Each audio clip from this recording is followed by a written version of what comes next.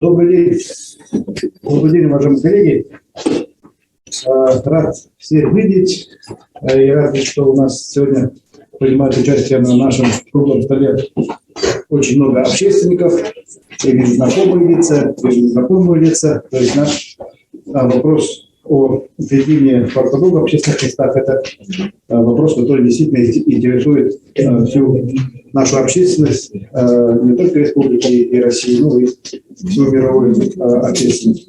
Вы знаете, что вот мы все видим, что волна коронавируса, она то спадает, то увеличивается. Сейчас у нас рекордные цифры смерти населения, к сожалению. Вот. И мы попрощались с очень многими, ушли от нас очень много талантливых людей, известных людей. У каждого есть родственники, у каждого есть знакомые, друзья, которые, к сожалению, ушли от этой коварной болезни. И эта болезнь пока не думает отступать, поэтому вводятся новые меры для того, чтобы защитить здоровье наших жителей. Но вот эти меры, они идут, скажем так, каждое государство выбирает свои меры. Мы видим, что происходит в Европе, что происходит в других государствах, что происходит в Китайской Народной Республике. Вот. И сегодня мы проведем круглый стол. Вот. Модерировать будет круглый стол Светлана Николаевна Давыдова. Это член нашей общественной палаты, то есть ее прекрасно знает. Она является главным врачом Якутской городской больницы номер 3, член Якутской медицинской палаты и сама она врач. Иммунолог, да? Эпидемиолог, да. Как раз вот по, скажем так, человек, который занимается вот этими болезнями всю свою сознательную жизнь. Вот, пожалуйста. Добрый день, уважаемые участники круглого стола. Сегодня то, что общественная палата выносит на обсуждение такие общественные резонансные вопросы, введение ограничительных мероприятий, введение QR-кода на территории Республики Саха-Якутия указом главы республики в октябре месяце, да, с октября, 29 октября. Это, конечно, имеет очень большой высокий общественный резонанс. И я хочу сегодня сказать, что будут обсуждены два вопроса. Это вопросы по введению QR-кодов и о ситуации по вакцинации против коронавирусной инфекции в нашей республике. По первому вопросу я хотела бы сказать, что мы все уже знаем, второй год живем в условиях пандемии.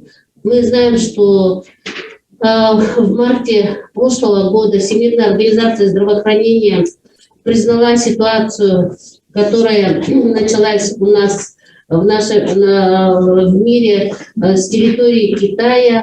В марте месяце она была признана пандемией. Пандемия, это мы знаем, что считаются те новые заболевания, которые охватывают не только маленькие территории одной страны, да, они выходят за территории многих стран, континентов, и мы сегодня сами являемся свидетелями той ситуации, которая происходит у нас в мире. Вот такая же ситуация, она происходила в начале 20 века, в 18-19 годах. Это была испанка, которым заболело порядка 1 миллиарда жителей нашей земли. И эта испанка унесла порядка 40-50 миллионов жителей земли. Смертность от испанки составляла порядка 2% от количества заболевших. И мы сегодня в мире тоже такое же почти практически наблюдается. Но в то же время надо отметить, что смертность от новой коронавирусной инфекции намного выше, чем даже от испанки. Сегодня смертность от НКВИ по территории нашей республики составляет порядка 2,5% от числа заболевших. А если мы сегодня говорим, что от испанки умерло порядка 2-3,5% человек, то на сегодня именно вот эта новая коронавирусная инфекция, она имеет еще более масштабный характер. И то, что сегодня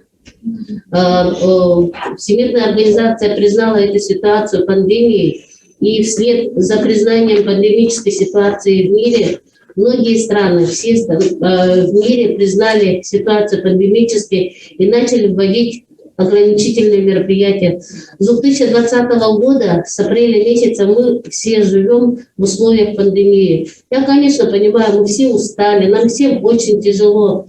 Как отметили Николай Дмитриевич, что мы в течение вот этих 2 лет многие очень близко столкнулись с этой ситуацией, потеряли своих близких и родных, у кого-то, заболели очень тяжело этой инфекцией, их близкие и родные. И мы уже как медики сегодня отмечают, что само по себе последствия новой коронавирусной инфекции заболевших, это не только взяли и переболели, оно имеет более продолжительный характер. Она будет иметь в последующем для качества жизни переболевших людей. И те ограничительные мероприятия, которые вводятся сегодня и правительством Российской Федерации, оперштабами всех уровней, это именно ведет к тому, чтобы как-то приостановить, прервать цепочку передачи этой инфекции. В начале этой пандемии, в начале заболеваемости ковидом в Российской Федерации, мы знаем, что смертность была не такой высокой. И тогда уже считалось, что это случай будет очень обсуждаться многими историками в последующем, как это все-таки повлияло на политическую жизнь всех стран в мире, да, экономическую жизнь, социальную жизнь. И мы сегодня видим, что именно введение каких-либо ограничительных мероприятий, она только может помочь, конечно, в какой-то степени приостановить именно вот эту инфекционную стихию. Сегодня мы очень рады, вот в прошлом году в это время мы все мечтали, чтобы были изобретены вакцины, да, какие-то лекарственные препараты для того, чтобы вылечиться, для того, чтобы не подхватить эту инфекцию. Сегодня мы видим, что Российская Федерация первым вывела производство, одним из первых вывела производство вакцины против новой коронавирусной инфекции. Мы видим, что учеными Российской Федерации выработано огромное количество, препаратов, специфические препараты, которые в определенной степени останавливают вот эту стихию, но в то же время именно силами только ученых, именно силами только медиков невозможно сегодня остановить вот эту инфекцию. И нужна вот такая вот социальная ответственность общественности, социальная ответственность населения для того, чтобы привести именно к единичным случаям вот этого заболевания. Сегодня мы будем обсуждать один из таких наболевших вопросов введения QR-кода. И хочу сегодня представить слово. Нашими участниками сегодняшнего круглого стола являются заместитель руководителя Республиканского Роспотребнадзора Изабелла Юрьевна Самойлова, потом, уполномоченный по защите прав предпринимателя Альбина Егоровна Кычкина, замминистра предпринимательства, торговли и туризма Максим Михайлович Прокопьев, председатель общественной палаты города Якутска Андрей Анатольевич Высоких, секретарь оперативного штаба Республики Саха-Якутия по недопущению завоза НКВИ, начальник управления соцразвития Наталья Михайловна Эндес. И сегодня первым словом хочу предоставить слово Изабелле Юрьевне Самойловой для того, чтобы она нас ознакомила, какая ситуация по введению QR-кодов у нас в республике. Пожалуйста, Изабелла. Можно реплику?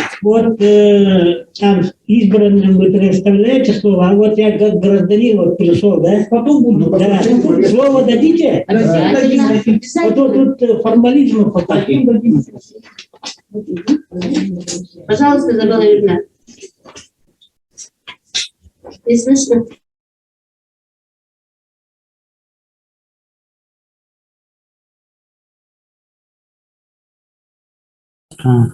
Так, все, спасибо, да, включили мне звук. Здравствуйте, уважаемые участники обсуждений. Ну, хочу сказать, что ситуация по ковид у нас в республике, как и в целом по Российской Федерации, она улучшается.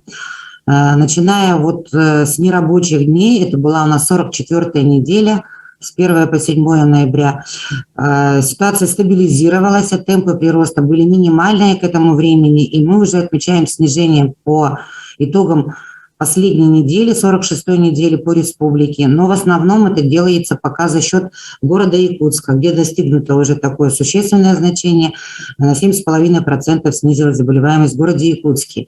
И удельный вес заболевших жителей города Якутска теперь составляет 46%, хотя на пике заболеваемости доходило до 60% удельный вес заболевших горожан. Но высокие цифры, высокие показатели заболеваемости до сих пор остаются в населенных пунктах, где проживает большое количество жителей. Это Алданский район, Нерюнгринский, Мирнинский, Ленский. Ну и такие районы, как Умегино, Хангаласский, Сунтарский. Хотя там тоже по итогам 3 последних недель отмечается динамика стабилизации эпидемического процесса. Но до сих пор остаются основными мерами по предупреждению распространения ковида. Это 3 группы мероприятий. Во-первых, это своевременное проведение противоэпидемических мероприятий в очагах. И президент Российской Федерации обозначил нам совершенно последние цели для достижения этих показателей высоких. Это своевременное выявление и увеличение тестирования жителей регионов на коронавирусную инфекцию. Но с этой целью, недавно вышла новая редакция санитарных правил, в которой обозначены контингенты, которые подлежат дополнительно обследованию на ПЦР. Это все контактные в очагах, но только на 10-й и 12-й день, независимо от появления клинических симптомов. Были действительно жалобы от людей о том, что они в очаге есть, что у них никто не берет, анализов. Но действительно было такое ограничение, что только при появлении клиники. В настоящий момент, эти люди будут обследоваться все, кто находится в домашнем очаге, но за исключением тех, кто, привитый или переболел последние 6 месяцев. Этим людям, передвижение и работа не возбраняется, не ограничивается. Кроме того, будут обследовать всех больных с явлениями ОРВИ и внебольничными пневмониями. То есть если у человека появились симптомы респираторные, то их тоже будут обследовать. Хотя с этим вообще-то у нас по региону проблем практически не было. Если человек обращается за медицинской помощью с клиникой ОРВИ, то ему никогда не отказывали в лабораторном обследовании. Дальше, расширяется перечень тестируемых при решении вопросов госпитализации, в том числе при оказании медицинской экстренной неотложной помощи. То есть теперь тестирование быстро очень должно проводиться при решении госпитализации, например, в кардиологию, неотложную хирургию. Эти тесты должны быть и в приемных покоях, и на скорой помощи. И для этого, территориальным фондом ОМС, вышло постановление правительства Российской Федерации о том, что будут выделяться регионам, быстрые тесты, которые определяют антигены. Эти тесты, они выполняются в течение 10-15 минут. Но в каком количестве они поступят, пока в наш регион отгружено, хотят отгрузить пока около 5000 тестов. Это только до Нового года. То есть это количество тестов будет до Нового года. Это по дополнительным из федеральных источников. Теперь мы должны ускорить количество выдаваемых результатов в течение, от момента забора материала до попадания в лабораторию должно пройти не более 24 часов. Но мы знаем, что у нас очень сложная транспортная схема, логистика тяжелая, что северные районы, самолеты летают один раз в неделю, да еще откладываются. Поэтому в первую очередь, конечно, обеспечиваться этими быстрыми тестами должны труднодоступные населенные пункты. Затем, значит, следующая группа мероприятий, на которые вот тоже мы акцентируем внимание, это соблюдение режимов ограничений, которые вводятся в регионах, исходя из эпидситуации. Эти ограничения, они вводятся нормативно-правовыми актами региона, и вы знаете, что у нас есть указы главы, которые вносят эти ограничения. Ну вот те же самые вот QR-коды, которые ограничивают свободу передвижения для непривитых граждан. Это и ограничения, которые накладываются на хозяйствующие субъекты. Ну вот как то, что, например, общепит, допустим, работает до 11 часов, а в сложные времена он работал до 10. Это тоже одна из мер ограничительных. Ну и, значит, для того, чтобы уследить за этим режимом ограничений, насколько он соблюдается, конечно, должна продолжаться интенсивная работа административных комиссий, проверяющих органов, для того, чтобы соблюдение этих продолжалось. Я здесь хочу привести пример. Сейчас статистику достану. Значит, пример, как осуществлялась эта административная работа. Ну, например, в период с 4 октября по 18 ноября, то есть за последние 5 недель. Вот, значит, из тех объектов, которые управление Роспотребнадзора охватило, 865 объект был проверен в целом по республике. Значит, значит, из этого... Так, ну вот если в первую неделю определялись нарушения в более чем 80% объектов, то есть не соблюдался ДЭС-режим, отсутствовала там термометрия на входе, не было рециркуляторов, отсутствовали совершенно там ДЭС-средства, да, то сейчас на 46-й неделе, значит, правонарушителей таких было выявлено всего 27%. То есть каждую неделю бизнес все больше дисциплинируется и, в общем, соблюдают эти необходимые правила по соблюдению санитарно-противоэпидемического режима. Значит, управление Роспотребнадзора обращает внимание только на выполнение санитарных требований, то есть это федеральный нормативный правовой акт. Мы не смотрим там QR-коды, мы не смотрим там режим работы, мы вот эти вот вещи ограничительные вообще не смотрим. Значит, нормативно-правовые акты главы проверяет только административная комиссия муниципальных образований и сами органы исполнительной власти. Например, Министерство предпринимательства может это сделать или Министерство транспорта. Значит, здесь они, конечно, обращают внимание на соблюдение режимов работы, там, если у них, значит, масочный режим, соблюдается ли масочный режим в учреждениях и так далее. С гражданами больше работают органы полиции и Росгвардии. То есть я вот прошу не путать, просто говорят, что типа закошмарили бизнес, ходят одним за другим. Мы проверяем совершенно разные эти предметы надзора, совершенно разные. То есть полиция, она работает больше с гражданами, у которых они могут попросить документы, которые должны предъявлять там паспорта и так далее, установить личность для того, чтобы, допустим, применить какие-то меры административного взыскания. А мы больше работаем с юридическими лицами и СП. Значит, дальше, следующая, третья группа больших вот мероприятий, и, наверное, сейчас самое главное, это вот проведение вакцинации. Но на сегодняшний день темпы вакцинации нас удовлетворяют, они высокие, значит, на 45-й неделе первая прививка только, вакцинирующая, первую прививку вообще получили 24 тысячи граждан. Ну, плюс-минус, я говорю, да, на 46-й неделе, это на прошлой неделе, получили 20 тысяч граждан. Это высокие темпы, потому что летом и ближе вот к осени этот показатель опускался до 3 тысяч, до 4 тысяч в неделю.